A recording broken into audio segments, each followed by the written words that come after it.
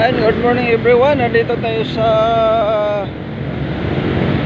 Commonwealth Corner, Luzon Avenue, Quezon City guys. Quezon City.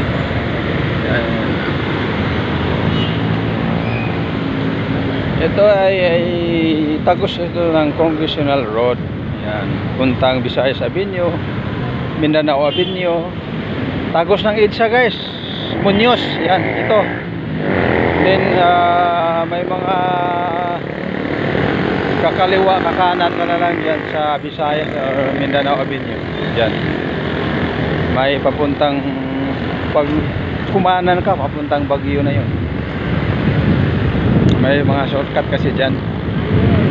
So ayan, yung mga kasama natin na nagmumotor, nagmaneho, ay mag-ingat dahil maulan na talaga sa Maynila. Hindi na ito maiwasan na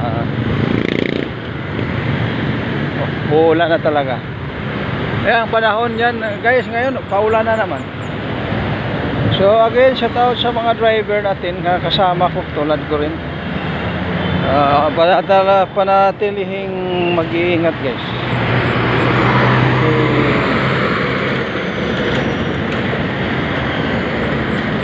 Mahirap na kung hindi tayo mag-ingat. Alam niyo na ang mga mangyayari. So papasok tayo dito sa palengke guys. Yan, palengke natin ng Luzon Avenue, ilalim ng tulay. Yan ang dito yun guys. Yan o. May mga prutas dito guys. Ang ganda. Yung soke natin, yan ay ito. Pero yung soke natin ito, yan o, ang gandang prutas. Yan. Morning, good morning. Yan o, ito. Ayan o, ang ganda. Uy, mayroon pa silang ano o, yun o. Oh. Yun ito. Pagkano kilo na ito? 240. Ha? 240. Pinya.